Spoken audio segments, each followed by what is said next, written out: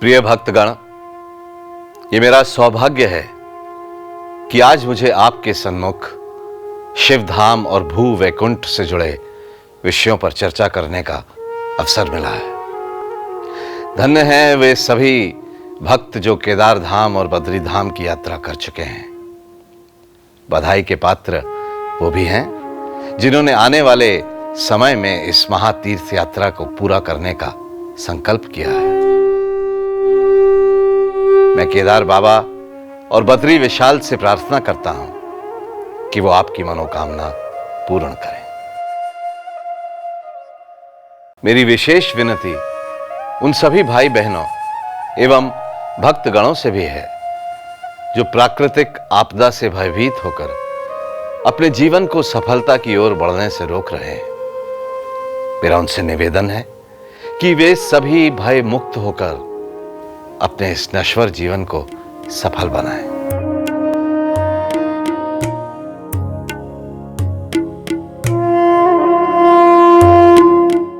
इसमें कोई संदेह नहीं कि प्राकृतिक प्रकोप ने एक दुखदाई इतिहास को जन्म दिया है।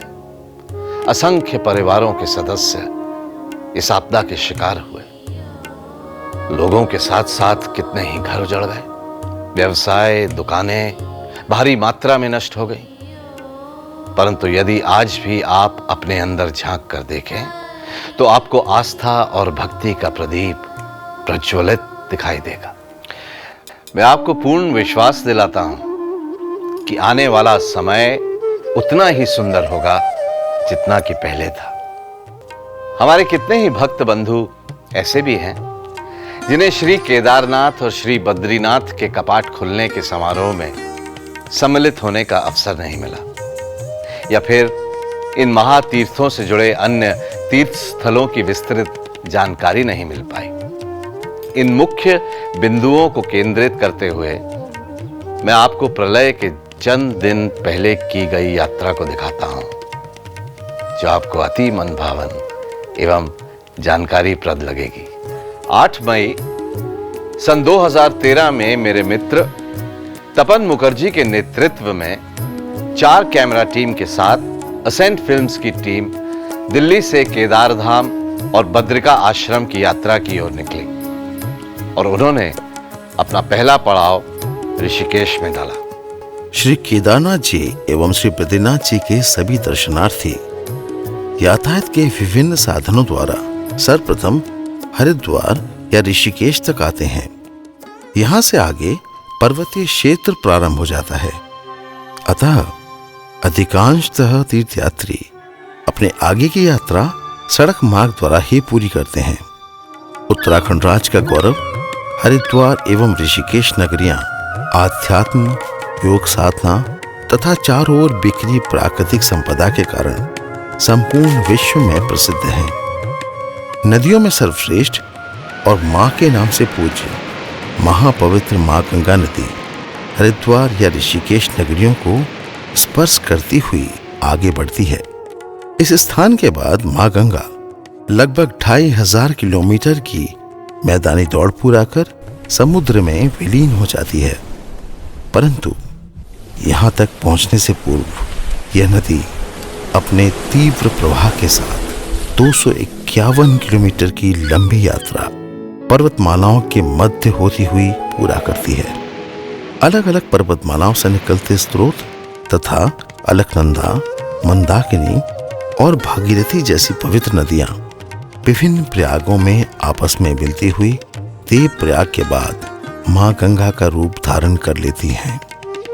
यह कहना कदापि असत्य नहीं होगा कि हरिद्वार या ऋषिकेश के तटों को छूकर बह रही मां गंगा नदी मानव जाति के कल्याण हेतु अपने साथ महापवित्र नदियों और जलप्रपातों को अपने आंचल में समेटे हुए एक लंबी यात्रा पूरा करती है।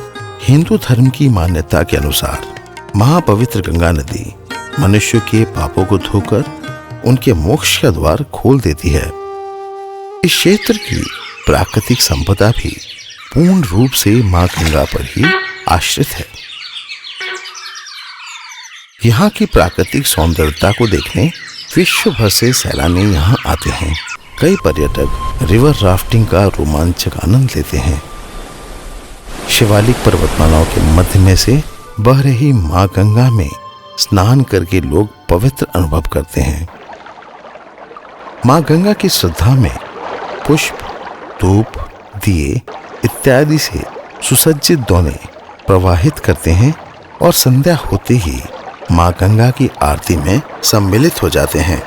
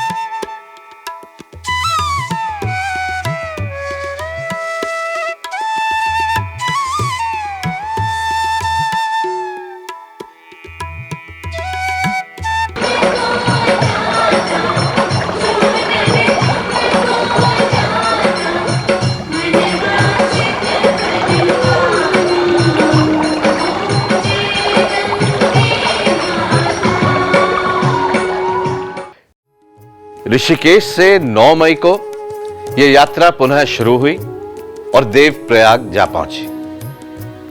देवप्रयाग पंच प्रयाग में से एक महापवित्र स्थान है, जहां अलकनंदा और भागीरथी नदियां एक होकर मां गंगा में परिणत हो जाती हैं। इसके बाद यह दल ऊखीमठ जा पहुंचा।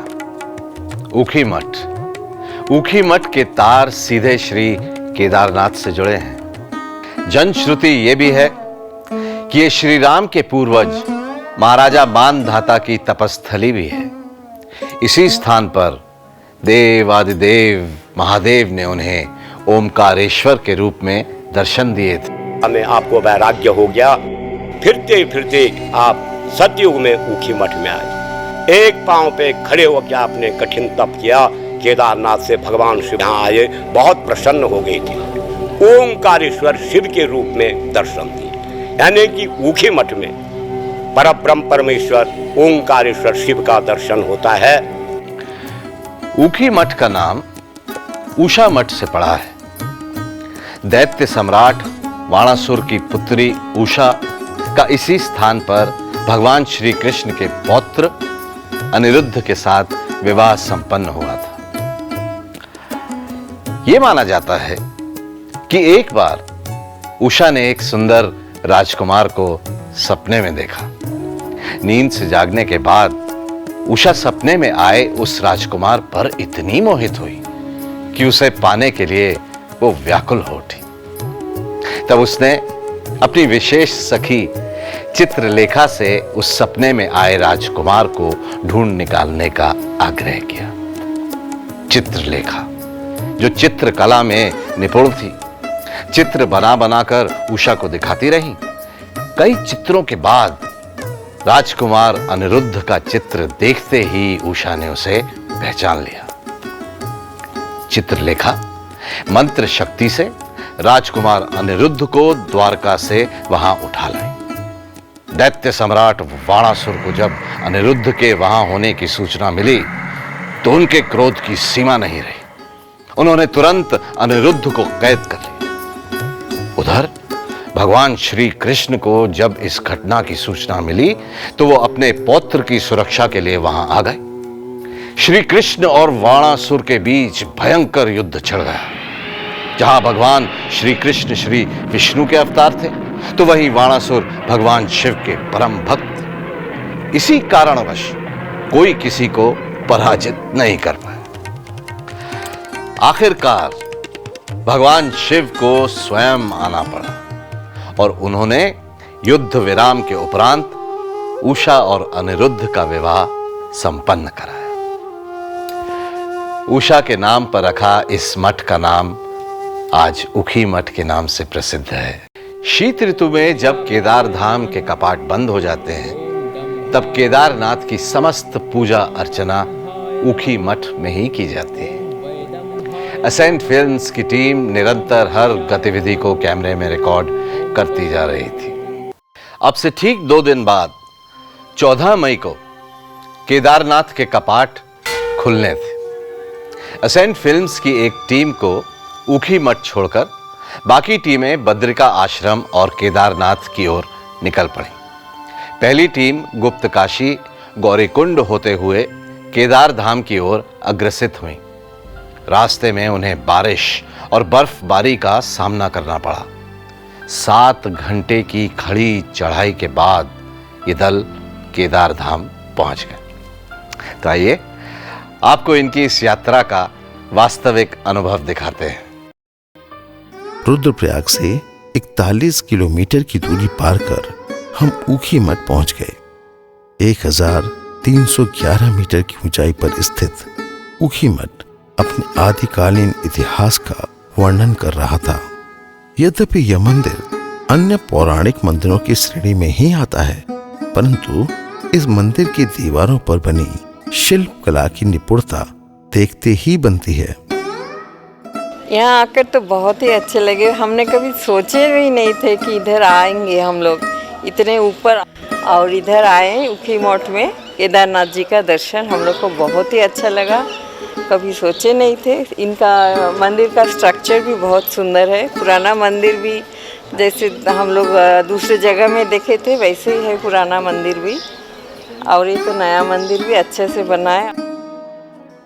मेरे हस्बैंड को हार्ट में बाईपास सर्जरी हुआ, उसके बाद हम आए हैं उनको लेके इतना दूर, और मैं तो ऐसे ही शिव भक्त हूँ, तो मुझे बहुत ही अच्छा लगा। मुझे ऐसा लगता है कि पता नहीं कितने हजार वर्षों के पहले ये कंस्ट्रक्शन हुआ है, कैसे हुआ है, यही मेरे को बहुत अच्छा लगता है। संध्या होते ही मधुर पाठ ध्वनि चारों ओर गूंज उठी। 11 मई को केदार बाबा की टोली भक्तगणों द्वारा केदार धाम के लिए प्रस्थान करने वाली थी। संध्या से ही विशेष पूजा अर्चना जारी थी। भक्तगणों और मुख्य पुजारियों के साथ स्वयं पूज्य पाद रावल जी पारंपरिक पूजा संपन्न करा रहे थे। मंदिर प्रांगण में भारतीय थल सेना के गढ़वाल रेजिमेंट के जवान श्री केदारनाथ जी के सम्मान में मंगल धुन बजा रहे थे। ये जवानों की टुकड़ी श्री केदारनाथ जी की टोली के आगे चलते हुए ऊखी मठ से श्री केदारनाथ जी के मंदिर तक जाने को तैयार थी। दूसरे दिन हम एक टुकड़ी को ऊखी मठ छोड़कर केदार धाम की ओर आगे बढ़ गए। ऊखी मठ से हमारा दल 14 किलोमीटर दूर गुप्तकाशी जा पहुंचा। यह मंदिर भगवान शिव के श्री विश्वनाथ स्वरूप को समर्पित है। श्री विश्वनाथ मंदिर के साथ ही श्री अर्धनारीश्वर का मंदिर है। श्री विश्वनाथ जी के मंदिर के ठीक सन्मुख मणिकर्णिका कुंड है। इस कुंड में 2 धाराएं निरंतर गिर रही हैं। माना जाता है कि यह गोमुख से निकल रही मां गंगा की और गजमुख से निकल रही यमुना नदी की धाराएं हैं। यहाँ के मुख्य पुजारी ने इस मंदिर के महत्व का उल्लेख करते हुए बताया, हिमालय में स्थित यह काशी विश्वनाथ जी का मंदिर है, जो कि उत्तराखंड के केदारखंड में स्थित है। जब महाभारत युद्ध हुआ, युद्ध के उपरांत जब पांडवों को गुरु हत्या, ब्रह्म हत्या, गोत्र हत्या का पाप लगा, गुरु वेद व्यास जी ने कहा कि हिमालय पे जाइए और भगवान शंकर जी के दर्शन कीजिए, तब जाके तुम्हें पापों से मुक्ति मिलेगी। कहते हैं अवश्य में भुक्तव्यम कृतम कर्म शुभाशुभम, अवश्य ही भोगना पड़ता है। कोई भी जीवात्मा हो, चाहे हम हैं, चाहे आप हैं, संसार का कोई भी प्राणी है, जिस तरह से कर्म करता है वैसा फल पाता है। पांडवों को पाप लग गया, अपने पाप की निवृत्ति के लिए यहाँ हिमालय में भगवान शंकर जी के दर्शन के लिए आए। हिमालय में जैसे बाबा शिव के दर्शन के लिए आए, बाबा शंकर उनको दर्शन देना नहीं चाहते थे। जिसने अपने गोत्रियों की हत्या की, अपने बंधुओं की हत्या की हो, कैसे बाबा शंकर उन्हें दर्शन दे करके मुक्त कर सकते थे। लेकिन पांडव भी तपस्वी थे। हिमालय के दर भटके, दर कोनों पे जाकर भगवान शंकर जी की प्राप्ति के लिए उन्होंने साधना की। इसी क्रम में वो यहाँ इस स्थान पे आए। यह जो काशी विश्वनाथ जी का स्थान है, यहाँ पर भगवान शिव ने पांडवों को देकर गुप्तवास कर दिया और आकाशवाणी की कि अगर आप मेरा पूर्ण रूप से दर्शन करना चाहते हैं तो हिमालय में केदारनाथ पे आइएगा, वहाँ पे आपको मैं दर्शन दूंगा। तब से यह जो है स्थान गुप्त काशी के नाम से प्रसिद्ध हुआ। इतिहासकारों का मानना है कि सन 1669 ईस्वी में मुगल सम्राट औरंगजेब ने काशी विश्वनाथ के मंदिर को तोड़वाकर यहाँ पर ज्ञानवापी मस्जिद बनाने का आदेश दिया था। तब भगवान श्री विश्वनाथ जी के भक्तों ने भगवान की प्रतिमा को गुप्त रूप से वहां से हटाकर यहाँ पर स्थापित कर दिया था। सन 1780 ईस्वी में रानी अहिल्याबाई ने पुनः काशी विश्वनाथ के मंदिर का निर्माण करवाया। तब श्री विश्वनाथ जी की असल प्रतिमा जो यहाँ विद्यमान थी उसे यहाँ से नहीं हटाया गया, जिसके फलस्वरूप श्री काशी विश्वनाथ जी की आदिकालीन प्रतिमा आज भी यहाँ पर विद्यमान है। आकर के दर्शन करना यात्रियों के लिए, सभी भक्तों के लिए बड़ा महत्व का दिन होता है। It's a really peaceful place and we feel a sort of union with Indian people when we come here because it's a really ancestral place. It's a time of Krishna. There is no words to explain, but only great things in our heart. Suryadev धीरे धीरे पश्चिमी क्षितिज को स्पर्श कर रहे थे और हमें 29 किलोमीटर की दूरी तय कर गौरीकुंड पहुंचना था। अतः हम बिना अधिक विलंब के गौरीकुंड की ओर निकल पड़े। गौरीकुंड पहुंचते पहुंचते रात हो गई और उधर घनघोर घटाएं खुले आकाश को घेर रही थीं। मौसम के बिगड़ने के लक्षण साफ दिखाई दे रहे थे। 12 मई को मूसलाधार बारिश हमारा रास्ता रोके खड़ी थी। 14 किलोमीटर की लंबी पर्वतीय यात्रा कैमरों और सामान के साथ पैदल पूरा करना असंभव था, अतः हमें खच्चरों का सहारा लेना पड़ा।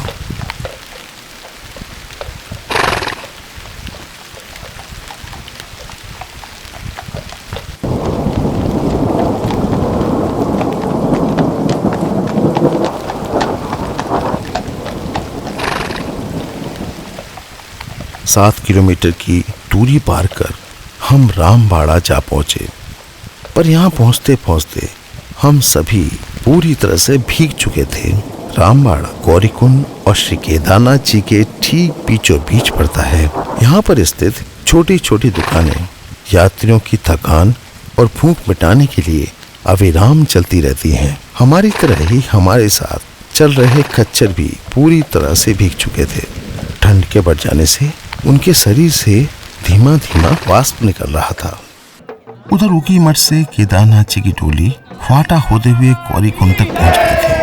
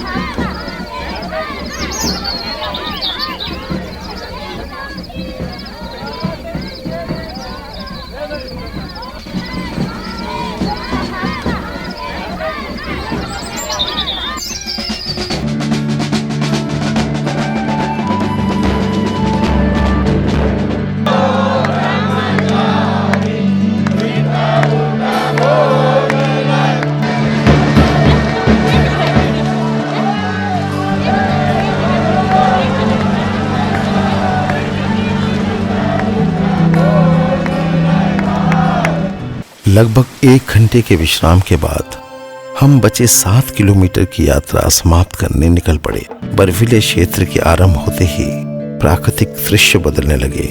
बड़े वृक्षों के स्थान पर छोटी छोटी घास नजर आने लगी। प्रकृति के अद्भुत दृश्यों को निहारते हुए हम श्री केदार धाम पहुंच गए। श्री केदार जी की नगरी मोटी बर्फ के चादर से ढकी हुई थी।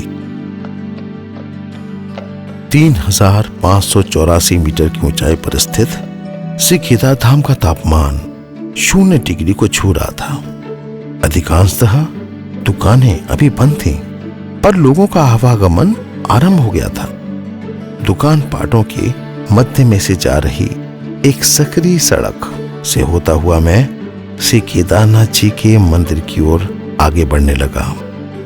कुछ ही समय पश्चात मुझे श्री केदार बाबा के अति प्राचीन एवं सुंदर मंदिर के दर्शन हुए। बर्फीले टुकड़ों को फाड़कर मैं मंदिर के निकट जा पहुंचा।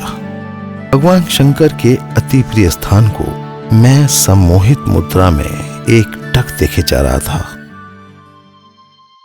अचानक मेरा ध्यान मेरे ऊपर बर्फ के टुकड़ों के गिरने से भंग हुआ। तेज बर्फबारी शुरू हो गई थी, परंतु इसकी चिंता न करते हुए मैं श्री केदार धाम के चित्र अपने कैमरे में कैद करता रहा। कुछ ही समय की बर्फबारी ने एक मोटी बर्फ की तह चारों ओर बिछा दी थी। अंधकार होने लगा था। चारों ओर गहन शांति छाई हुई थी। श्वेत पर्वतमालाएं अंधकार में विलुप्त हो चुकी थी कि अकस्मात श्री केदारनाथ जी के मंदिर की बत्तियां जल उठी। घने अंधकार के मध्य चमचमाता हुआ श्री केदारनाथ जी के मंदिर का दृश्य अपूर्व लग रहा था। कहीं दूर से गाया जा रहा भोले शंकर का प्रिय भजन गहन निस्तब्धता को तोड़ते हुए हवाओं के झोंकों के साथ मेरे कानों तक पहुंच रहा था। उस समय का वर्णन मैं शब्दों द्वारा नहीं कर सकता हूं, पर मुझे विश्वास है आप सभी भक्त बंधु मेरे भाव एवं भावना को अवश्य महसूस कर रहे होंगे। समय का कदापि अनुमान नहीं रहा। भोलेनाथ का यह धाम अब पूरी तरह से निस्तब्धता में डूब चुका था। 13 मई को सुबह से ही यहाँ चहल पहल बढ़ गई थी। गौरीकुंड से प्रस्थान कर श्री केदारनाथ जी की डोली पर्वतीय चढ़ाई को चढ़ रही थी। साधु संत और भक्त गणों की टोलियां विभिन्न माध्यमों द्वारा श्री केदार धाम की ओर निरंतर अग्रसित हो रही थी। काले घोड़े पर सवार पूज्यपाद रावल जी भी केदार नगरी के निकट आ पहुंचे थे। केदार धाम आज भक्तों से भर गया था।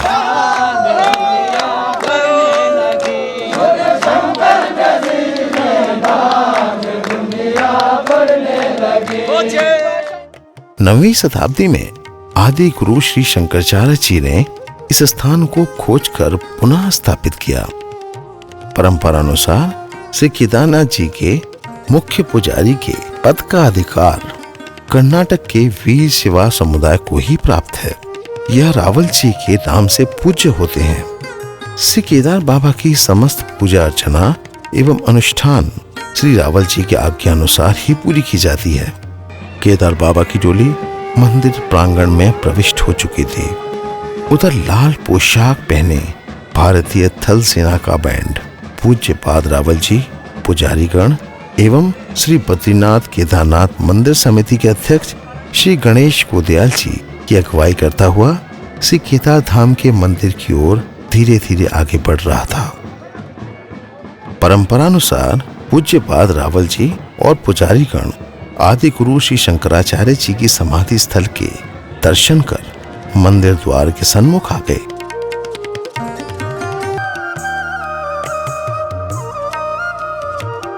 पूज्यपाद रावल जी ने भक्तगणों को संबोधित किया।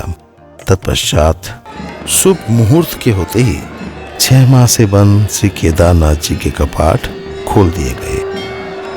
प्रतीक्षा की घड़ी अब समाप्त हो चुकी थी।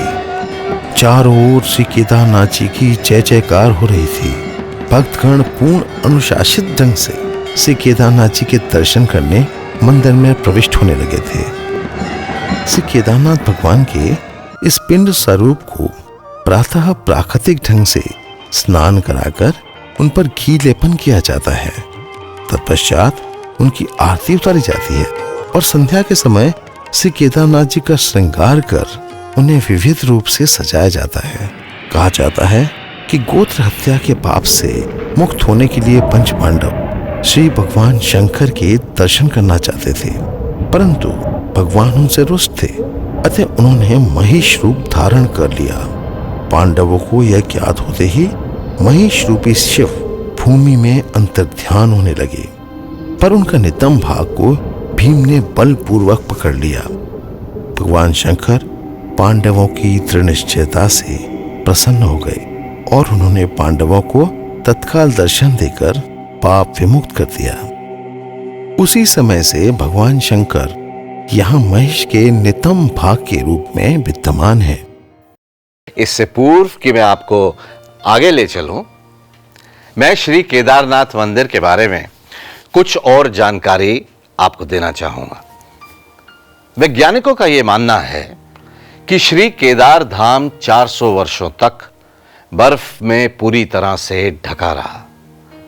आज भी मंदिर की दीवारों पर पीले रंग की लकीरें बर्फीले टुकड़ों के उनसे रगड़ने का प्रमाण देती हैं। ये मंदिर 85 फीट ऊंचा, 187 फीट लंबा और 80 फीट चौड़ा है। इसकी दीवारें लगभग 12 फीट चौड़ी हैं। सीमेंट, कंक्रीट के न होने के बावजूद भी ये मंदिर हर तरह की प्राकृतिक आपदा का सामना करने में सक्षम है। केदारनाथ धाम तीनों ओर से पर्वत श्रेणियों से घिरा हुआ है। एक ओर समुद्र तल से 22,000 फीट ऊंचा केदारनाथ पर्वत, दूसरी ओर 21,600 फीट ऊंचा कर्चकुंड और तीसरी ओर 22,700 फीट ऊंचा भारत कुंड है। इन पर्वत चोटियों के मध्य केदारनाथ के निर्माण संबंधित विभिन्न मत हैं। कुछ लोगों का मानना है कि इसका निर्माण पांडवों ने किया था और उनके बाद इसका पुनः निर्माण 9वीं शताब्दी में आदि शंकराचार्य ने किया, और कुछ लोग इसके निर्माण का श्रेय मालवा नरेश राजा भोज को भी देते हैं। केदार धाम भोले शंकर का वो पुण्य धाम है जहां आते ही भगवान शिव शंकर की उपस्थिति का आभास होता है। अब मैं आपको इस दल के साथ आगे ले चलता हूं। त्रियोगी नारायण का ये आदिकालीन मंदिर भगवान विष्णु के नाम समर्पित है, जबकि ये स्थान भगवान शिव और माता पार्वती के विवाह के स्थल के रूप में पूज्य है। ये माना जाता है कि यहां पर जल रही अखंड धुनी 3 युगों से निरंतर प्रज्वलित है। गौरीकुंड से लगभग 30 किलोमीटर की दूरी पर समुद्र तल से 1980 मीटर की ऊंचाई पर श्री त्रियोगी नारायण जी का मंदिर स्थित है। इसी स्थान पर भगवान शिव का माता पार्वती जी के साथ विवाह संपन्न हुआ था। शिव पार्वती जी के विवाह के समय से ही जल रही यह अखंड ध्वनि आज भी तीनों युगों से प्रज्वलित है। इस अग्निकुंड के नाम से भगवान नारायण का नाम त्रियोगी नारायण नाम से विख्यात है। इस अग्निकुंड के अतिरिक्त यहाँ ब्रह्म कुंड, विष्णु कुंड और रुद्रकुंड नामक 3 कुंड विद्यमान है। इसी ब्रह्मशिला पर बैठकर ब्रह्मा जी ने भगवान विष्णु समस्त पर्वतमालाओं, नदियों, ऋषियों एवं मुनिगणों को साक्षी रख भगवान शिव और माता पार्वती जी का विवाह संपन्न कराया था।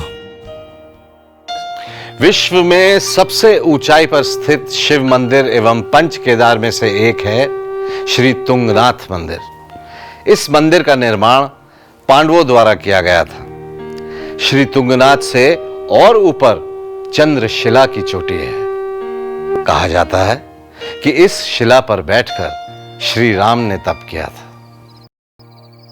15 मई को प्रातः ही हमारी यात्रा श्री तुंगनाथ जी के मंदिर की ओर आरंभ हो गई। चौपटा से श्री तुंगनाथ जी की सीधी चढ़ाई शुरू होती है। 3.35 किलोमीटर की खड़ी चढ़ाई के बाद 3680 मीटर की ऊंचाई पर यह विश्व का सबसे ऊंचा शिव मंदिर है। इस मंदिर का प्रथम निर्माण महाभारत काल में पांडु पुत्र अर्जुन ने किया था। केदार धाम में महेश रूपी शिव जी के अंतर्धान होने के उपरांत यहाँ पर उनकी भुजाएं प्रकट हुई थीं। इस मंदिर के चारों ओर प्रकृति की अद्भुत छटा बिखरी हुई है। इस क्षेत्र को वनौषधि का भंडार माना जाता है। नाना प्रकार के पुष्पों के मध्य मांझ बरास के घने जंगलों में से पक्षियों के चहचहाने की मधुर आवाज आती रहती है। दूर दृश्यमान होती पर्वतमालाएं, फूलों की सुगंधी से भरी हवा प्रकृति प्रेमियों को स्वर्गिक आनंद देती हैं। पक्षियों के अतिरिक्त यहाँ हिरण की कुछ प्रजातियां और हिमालयी थार पाए जाते हैं।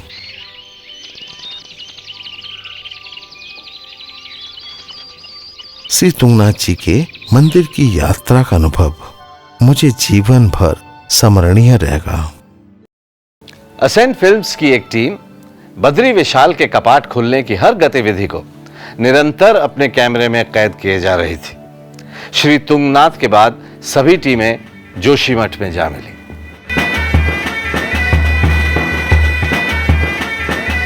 समुद्र तल से 1890 मीटर की ऊंचाई पर स्थित जोशीमठ 9वीं शताब्दी में आदि गुरु श्री शंकराचार्य जी द्वारा स्थापित किया गया था। यह वही स्थल है जहां श्री शंकराचार्य जी ने अपने जीवन का अधिकतम समय व्यतीत किया था। आदि गुरु शंकराचार्य जी के इष्ट भगवान विष्णु के अवतार भगवान श्री नरसिंह जी थे। यहाँ प्रतिदिन असंख्य भक्तों द्वारा उनके मंदिर के दर्शन किए जाते हैं। सुबह 7 बजे भगवान श्री नरसिंह जी का अभिषेक किया जाता है। भगवान नरसिंह जी के अभिषेक के उपरांत उनके मुख्य पुजारी पंडित श्री लक्ष्मीकांत जी ने हमें बताया, यहाँ पर भगवान नरसिंह जी का सौम्य रूप में एकमात्र विग्रह है, जो कि यहाँ पे शालिग्राम शिला पे स्वयंभू स्वयं ही प्रकट हुए हैं और आदि गुरु शंकराचार्य जी की अपनी पूजा का विग्रह है। तो यहाँ पे भगवान नरसिंह जी भक्त प्रहलाद जी की स्तुति से उन्होंने सौम्य रूप के दर्शन दिए थे। फिर यहाँ पे वीरासन में भगवान विराजमान हैं। फिर इनकी एक विशेषता है कि इनकी एक बाईं कलाई धीरे धीरे पतली होती जा रही है, तो जिसके विषय में सनत कुमार संगीता में उल्लेख आता है कि जिस दिन भगवान नरसिंह जी की कलाई विग्रह से अलग हो जाएगी तो बद्रीनाथ जाते समय जय विजय पहाड़ है, जिसे हम स्थानीय भाषा में पट मिला ही कहते हैं, वापस में मिल जाएंगे तो बद्री विशाल जी का रास्ता अगम्य हो जाएगा।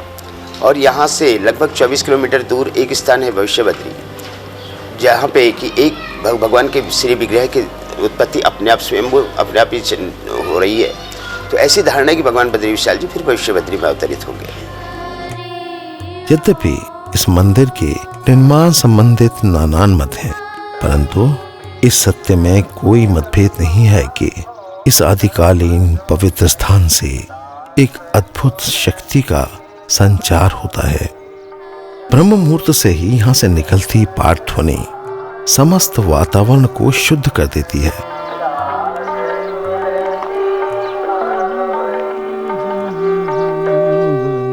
हर मनोकामना पूर्ण करने वाला यह कल्प वृक्ष आज से 1200 साल पहले आदि गुरु शंकराचार्य जी द्वारा लगाया गया था। श्री बद्री विशाल के कपाट खुलने में अभी 2 दिन का समय बाकी था।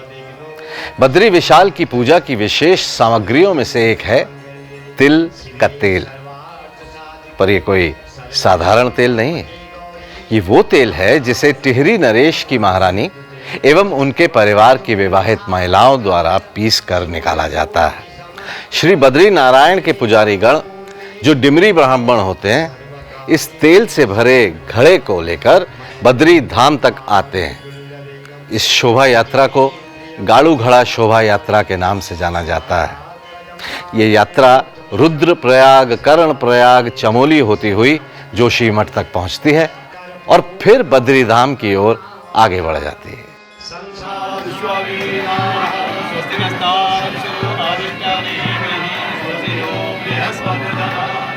जोशीमठ से विविध अनुसार पूजा संपन्न होने के बाद गाड़ू घोड़ा शोभा यात्रा में आदि गुरु शंकराचार्य जी की गद्दी, उद्धव जी की टोली और कुबेर जी की टोली सम्मिलित हो जाती है।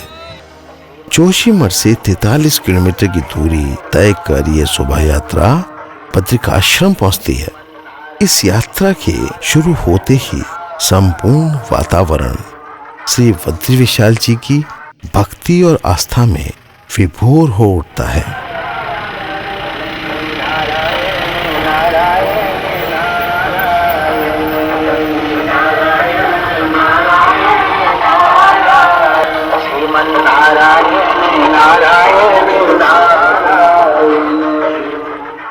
पर्वत श्रृंखलाओं के मध्य में से निकलती हुई ये शोभा यात्रा जोशीमठ से चलकर पांडुकेश्वर आके रुकती है। पांडुकेश्वर का नाम महाराजा पांडु के नाम से पड़ा है। यह माना जाता है कि महाराजा पांडु एक ऋषि के श्राप से मुक्ति पाने हेतु यहाँ पर आए थे। यहाँ आकर उन्होंने भगवान श्री विष्णु जी की आराधना की। उनके योग से प्रसन्न होकर भगवान श्री विष्णु जी ने उन्हें साक्षात दर्शन दिए। महाराजा पांडु ने इसी स्थान पर अपना शरीर त्यागा था। वनवास के समय यह स्थान पांडवों का आश्रय स्थान भी रहा था। दूसरे दिन प्रातः ही गाड़ू घोड़ा शोभा यात्रा पांडुकेश्वर से बद्रिकाश्रम की ओर आगे बढ़ी। हनुमान चट्टी में कुछ समय विश्राम के उपरांत ये यात्रा श्री बद्रिकाश्रम पहुंच गई। श्री बद्रीनारायण जी के भव्य मंदिर को फूलों से सजाया जा रहा था। श्री बद्रीनाथ जी मंदिर के पूज्य धर्माधिकारी जी ने जन समूह को हमारे माध्यम से संदेश दिया। कृते मुक्ति प्रदा प्रोक्ता त्रेतायाम योग सिद्धिदा विशाला द्वापरे प्रोक्ता कलौ बद्रिकाश्रमः। ये 4 युगों का धाम है। सतयुग में इसे मुक्ति प्रदान नाम से लोगों ने जाना, और उसके बाद दूसरा युग आता है त्रेता में योग सिद्धि नाम से लोगों ने इस धाम को जाना। विशाला नाम से द्वापर में, और कलौ बद्रिकाश्रम है, कलयुग में बद्रीनाथ बद्रिकाश्रम के रूप में ये धाम जाना जाता है। और सतयुग में बद्रीनाथ, त्रेता में भगवान राम हुए तो रामेश्वरम, द्वापर में भगवान कृष्ण द्वारका, और कलयुग के जगदीश जय जगदीश रे जगन्नाथ जी। तो ये धाम भगवान का सतयुग का भगवान नित्य विराजमान है। और पुराणों में स्पष्ट वर्णन आया है कि त्यजेत सर्वाणि तीर्थानि काले काले युगे युगे बदरीम भगवान विष्णुर नमुंचति कदाचन। अर्थात भगवान यहाँ पे नित्य निरंतर विराजमान है। अन्य अन्य तीर्थों में आए, अपना कार्य संपादन करने के बाद लौट गए हैं, लेकिन बदरीम भगवान विष्णुर नमुंचति कदाचन, भगवान ने बद्रीनाथ को कभी छोड़ा ही नहीं है। शास्त्र कहता है, भागवत कहता है कि योद्या पिचास्तर शिवर्य निषेवितांग्री नारायणो नर ऋषि प्रवर प्रशांत। अर्थात नर नारायण ऋषि अद्य अपि अस्ति, आज भी बद्रिकाश्रम में विराजमान है और आज भी इनकी तपस्या चल रही है। व्यवस्थाएं षण्मासम दैवते ही पूज्या षण्मासम मानवेस्तथा, 6 महीने देवता पूजा किया करें, 6 महीने मनुष्य लोग पूजन किया करें। वैशाखे मासते देवा गच्छन्ति निज मंदिरम कार्तिके तु समागत्य पुनरर्चाम तरंचित ततो वैशाखमारभ्य मानवा हिम साक्षयात् लभन्ते दर्शनम पुण्यम पाप कर्म विवर्जिता षण्मासम दैवते ही पूज्या षण्मासम मानवेस्तथा। वैशाख से लेके अर्थात मई, अप्रैल अंतिम और मई से लेकर के और नवंबर 15, 16, 17, 18 नवंबर तक ये मनुष्यों का पूजा काल है। तब यहाँ के मनुष्य पूजन अर्चन किया करें। और जैसे ही नवंबर विदा होने लगे तो मनुष्य लोग इस धाम को छोड़ के निकलें, देवता यहाँ पे आके पूजन अर्चन किया करें। भगवान की व्यवस्था देवताओं के पास चली आती है शीतकाल के 6 महीने। और अब ग्रीष्मकाल प्रारंभ हुआ है। कल भगवान के श्री कपाट खुल रहे हैं। आगे तमाम श्रद्धालु भक्त आए हैं दर्शन करने के लिए, और जहाँ तक देख रहा हूँ सब प्रसन्न चित्त हैं। प्रसाद चिन्नानी पुरब फलानी, सब भगवान के दर्शन के लिए लालायित हैं। और भगवान कल चतुर्भुज होके सबको दर्शन देने वाले हैं। सब लोग पधारे। और विशेष रूप पे मैं अपने भक्तों को, आने वाले भगवान बद्रीनाथ जी के भक्तों को निवेदन करना चाहता हूँ, सूचना देना चाहता हूँ कि रास्ते भी बढ़िया हैं। बद्रीपुरी आपके स्वागत के लिए तैयार है। भगवान विराजमान है और कहीं कोई तकलीफ नहीं है। बाकी ठंडा प्रदेश है। भगवान ने सुंदर गीजर की व्यवस्था की है। तप्त कुंड इतना सुंदर, आइए स्नान कीजिए, पुण्य लाभ करें। वो समय प्रारंभ हो गया है कल प्रभात से ही। इस बार श्री बद्री विशाल के कपाट खुलने का मुहूर्त प्रातः 4 बजे का था। श्री बद्री विशाल के बाहर हजारों की संख्या में भक्तगण उपस्थित थे। इस वर्ष की प्रथम पूजा अर्चना आरंभ हो चुकी थी। श्री बद्री धाम मध्य हिमालय में समुद्र तल से 3122 मीटर की ऊंचाई पर नर और नारायण पर्वत के बीच स्थित है। श्री बद्रीनाथ जी का प्रमुख मंदिर नारायण पर्वत पर स्थित है। नीलकंठ पर्वत वर्जिन क्वीन ऑफ हिमालय के नाम से जाना जाता है। पृष्ठ में एक प्रहरी की भांति सतर्क खड़ा है। इन दोनों पर्वतों के मध्य में से पवित्र अलकनंदा, जिसे विष्णु गंगा भी कहा जाता है, धवल धारा के रूप में बह रही है। इसी धाम के निकट माणा यानी मणिभद्रपुरी स्थित है। इस स्थान का उल्लेख स्कंद पुराण में साम्यपराश आश्रम के नाम से हुआ है। यह स्थान विश्व का प्रथम विश्वविद्यालय था, जिसके कुलपति स्वयं भगवान वेद व्यास थे।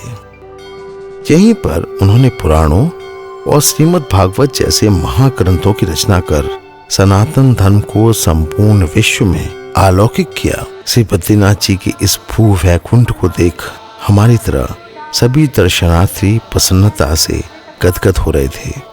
श्री बद्रीनाथ जी के प्रथम दर्शन से लाभान्वित श्री बद्रीनाथ केदारनाथ मंदिर समिति के अध्यक्ष श्री गणेश गोदयाल जी ने हमें इस सत्र के प्रथम दर्शन के अनुभव को व्यक्त करते हुए बताया। जो 6 महीने के लिए सुप्त अवस्था में होते हैं, घृत कंबल लपेटा गया था, तो हमारे जो रावण जी हैं, रावण जी ने घृत कंबल जब हटाया तो हमें ऐसी अनुभूति हुई कि हम साक्षात भगवान के दर्शन करें। और मैं समझता हूँ कि ऐसी अनुभूति सभी को, भगवान करे कि ऐसी अनुभूति सभी को। श्री बद्रीनाथ जी का नाम ये कैसे पड़ा? इसके बारे में पौराणिक मान्यता है कि विशालापुरी कहलाने वाले इस क्षेत्र में श्री लक्ष्मी जी बद्री यानी बेर के वृक्ष के रूप में प्रकट हुई थीं। इसी कारण विष्णु का यह धाम बद्री और स्वयं बद्री के नाथ बद्रीनाथ कहलाए। लोक मान्यता के अनुसार एक बार भगवान श्री हरि विष्णु लक्ष्मी जी से रूठ गए और क्षीर सागर छोड़कर विशालापुरी में आकर ऋषियों के संग योग ध्यान में लीन रहने लगे। विष्णु प्रिया श्री लक्ष्मी क्षीर सागर से श्री हरि विष्णु के चले जाने से अति व्यथित हो गईं और उन्हें खोजने निकल पड़ी।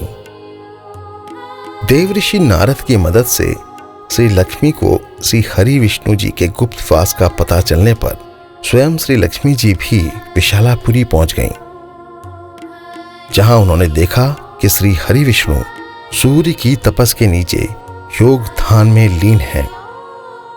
बेर वृक्ष के रूप में स्वयं श्री लक्ष्मी जी भगवान श्री हरि विष्णु को छाया देने लगीं।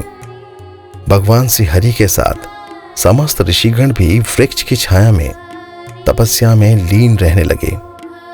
ध्यान भंग होने पर जब उन्हें वस्तु स्थिति का ज्ञान हुआ तो भगवान श्री हरि विष्णु अति प्रसन्न हुए और वर मांगने के लिए कहा। श्री लक्ष्मी जी ने विष्णु जी से सदा उनके साथ रहने का वर मांगा। तभी से लक्ष्मी जी का वास श्री हरि विष्णु के साथ श्री बद्री धाम में है। ऐसी लोक मान्यता है कि पौराणिक काल में यह पावन स्थल बद्री यानी जंगली बेर से आच्छादित था।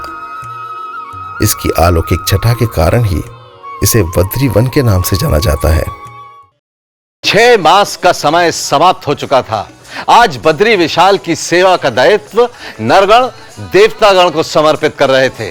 भक्त मंदिर प्रांगण में श्री बद्री विशाल की भक्ति में लीन हो नाच गा रहे थे।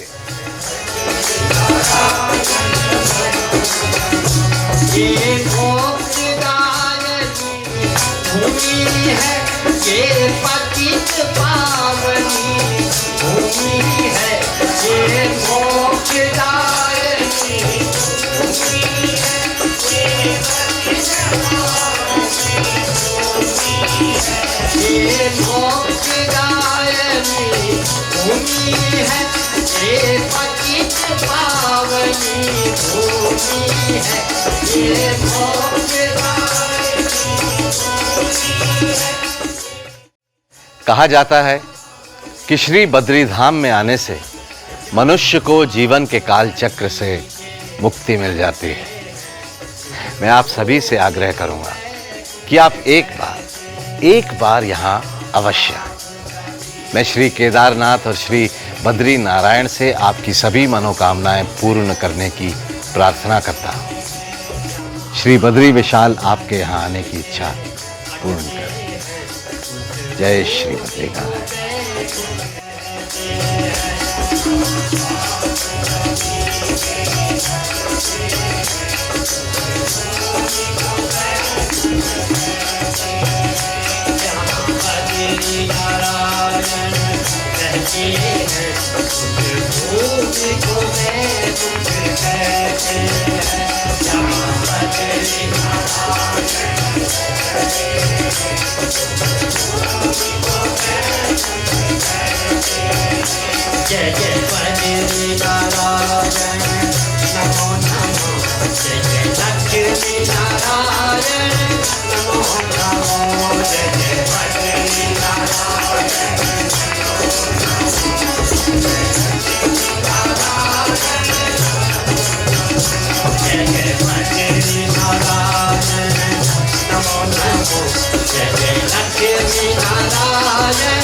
नमो